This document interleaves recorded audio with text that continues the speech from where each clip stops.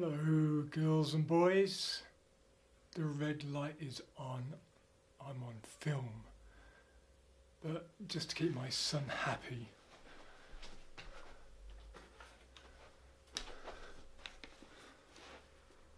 And take one. Right, this is about my third year art course, and I'm sure I've done a film about it before, but with my Alzheimer's, I think I've done something. I've talked about it before, but I can't find it because I've just given my computer a complete overhaul. I got some very good feedback from a triptych I did. Bear with me, bear with me. Can you see that? Yeah, obviously it's the one on the left. And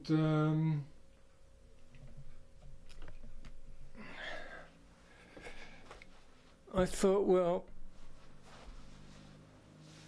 why not carry on with a good thing? But in the triptych there's nothing religious about it, at least not consciously. You see, I'm already starting my, obviously one of Schiele's models, prostitutes, whatever you want to call it. I've already started that. The one part of the triptych.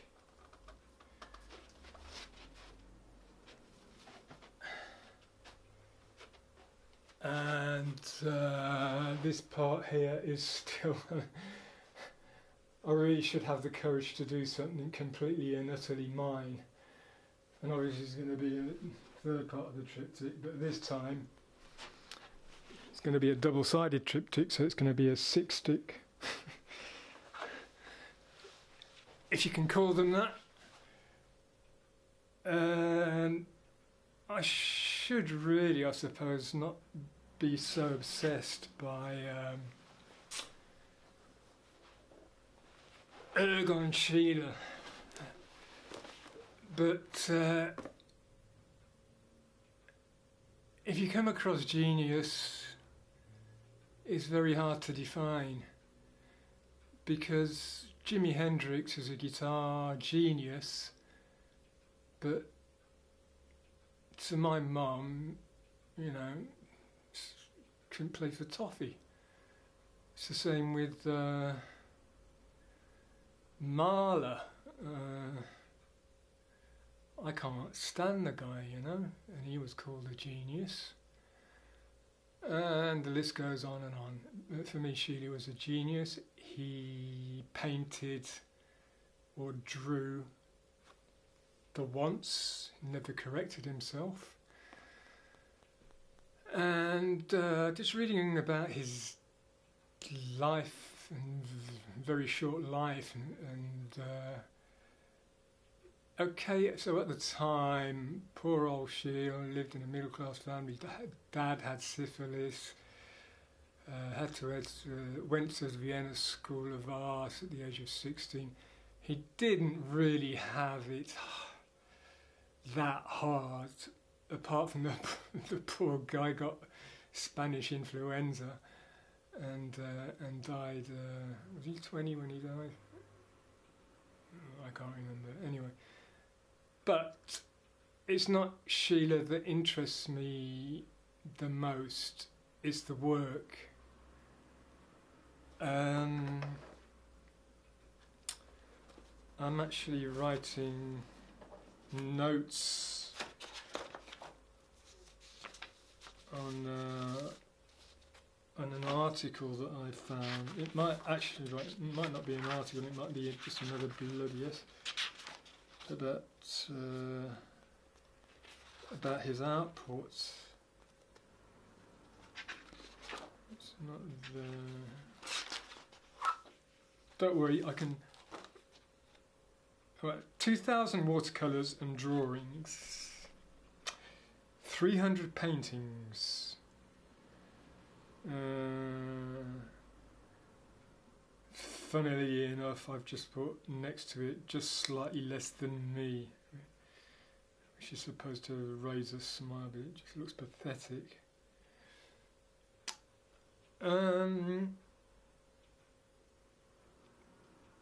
Another thing is, you don't become a genius.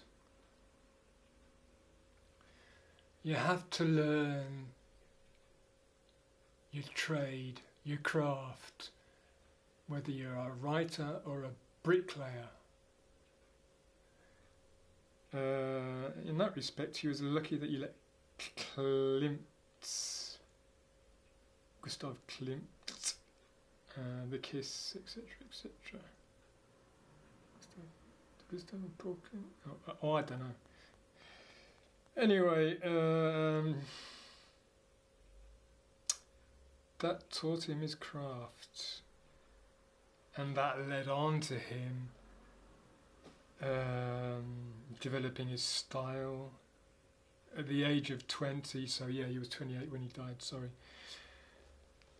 He wasn't a very happy chap. He very fanatic about his work, and all through this bollocks that I've had to read about Schiele is because it was a very interesting time in Europe, because Freud came about, the First World War, the end of the Europe was being already being carved up by the powers that be, and also on the artistic front,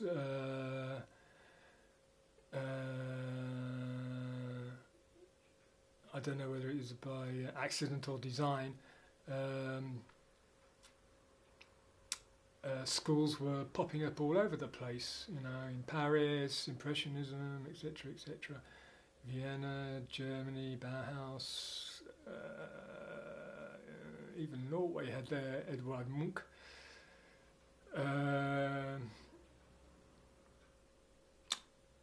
Another thing about getting off the point slightly, I don't go with all this rubbish about sex. He was just a randy young sod like anybody else. And although I do not by any means dismiss the work of Freud, I think far too much emphasis has been played by the role of sex.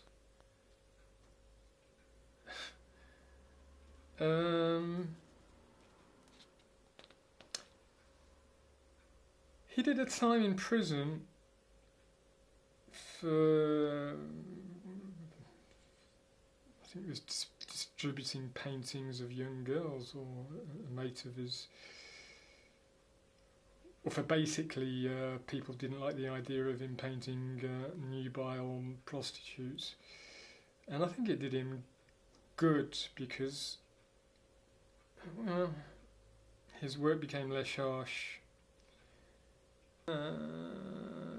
I mean, he was a fairly normal guy. He had a wife. Might not have had a very happy relationship. Anyway, we're talking about Schiele. And my dissertation was supposedly to be about the Viennese secession, which took place at that particular time a bit later. Oh yeah, that was a terrible piece about Egon Schiele at the Courtaulds. Never mind about that. Yeah,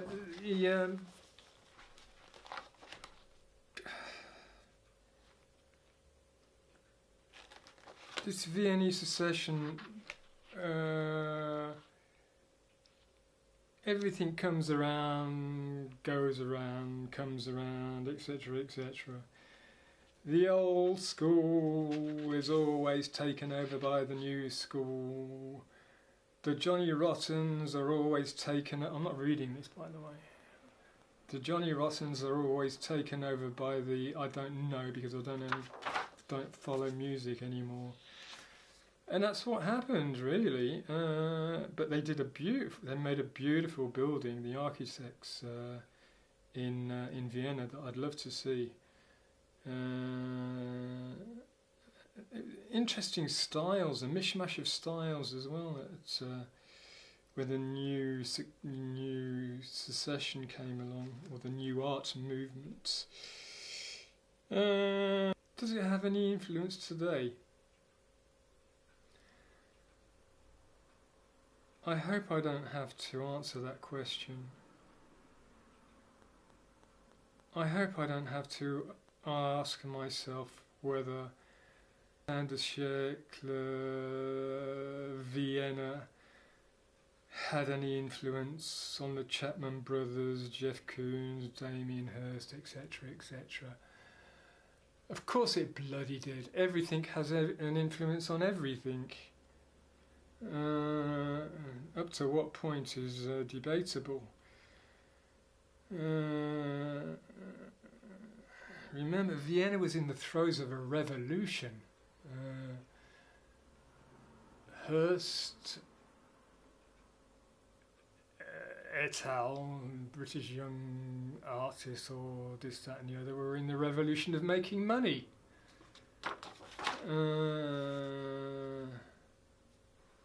I think Schiele was a bit jealous of Glimt because of his success when it came to the Kiss, and he remained the struggling artist. But they still remained friends, so it was just at a very early age at college, it was noted how good he was. And it just goes to show, you know, just because you're good at art doesn't make you the best of exploiting it. I'll tell you one good thing though, they've only made one Hollywood blockbuster film about Schiele with John Malkovich, who played Klimt.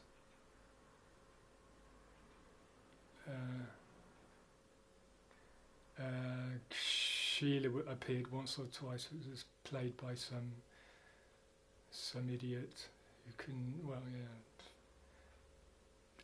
I say idiot. Schiele was made out to be an idiot dandy, but it really is a film worth making. If there's anybody out there who wants to lend me a few grand, I'll do it myself. I've just seen here from an article, Art in Vienna, the first Schiele exhibition. It states, "We have never yet seen such an exhibition in which there is not a single bad picture." So, you know, they did have good taste in those days. They're probably better taste than we have of these days. Yeah. Anyway, to carry on with what I was talking about, which I can't remember. Oh yes, the exhibition in which there is not a single bad picture. I wish I had a review, let alone a bad review. I came across this very long essay entitled Sexuality Under the Shadow of Death, a psychoanalytic exploration of the life and art of Egon Schiele. And you might well say to yourself, well, I certainly did. What's this got to do with the price of fish? We're talking about his work, his art, not his psychological state of mind when he did it. Whew. Makes me mad.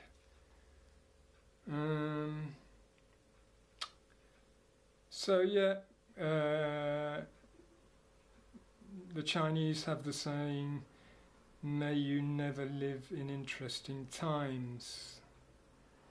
And it was very much the case then. He died of Spanish flu. He wasn't Jewish, was he? I don't know. I don't think so. But worse things were to come. The world really did tumble after that.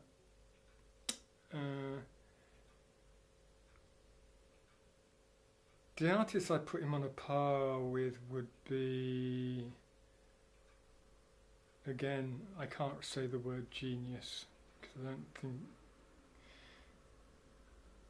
it really exists. I'd say Picasso. You might have seen a YouTube film of Picasso just, and it's a work of art. Anyway,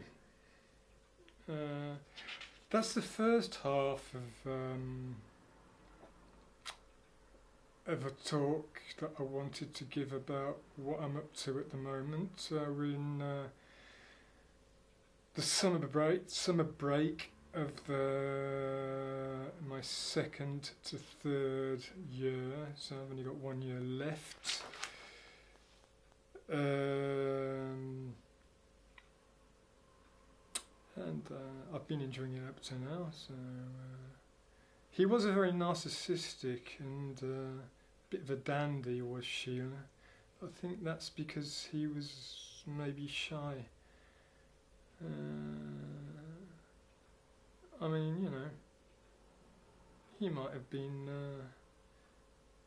People think he might have been afraid of women. I mean, you know. But it's a shame we can't have a microphone hidden in the boudoir while he got on with his business, you know.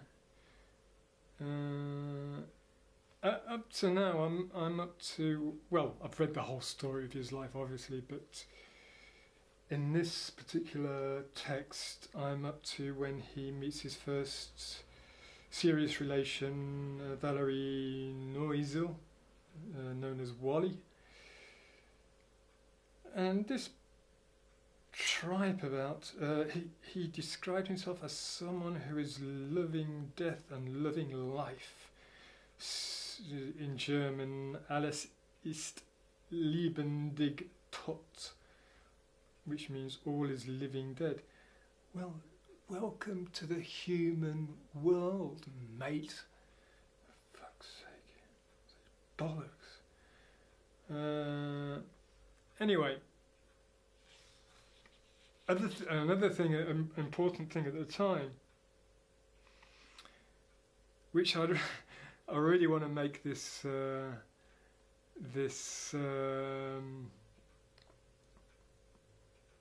essay, dissertation, whatever you want to call it, about then rather than now, because it was so bloody well more interesting, although I wouldn't have had to live in it as a poor person, or even a rich person, come to that. You had tuberculosis, you had alcoholism, and you had syphilis. And that was wiping out thousands, if not millions, of people. And they found a cure for syphilis in 1909. So if you're a God-fearing person, you could call it a cull of the human race. His relationship with his mother, kind of hated her because he painted a series called Dead Mother. The best series to call to entitle a series about your mum, but he kind of hated her that much to actually paint her. His father died of tuberculosis when he was 5 years old, and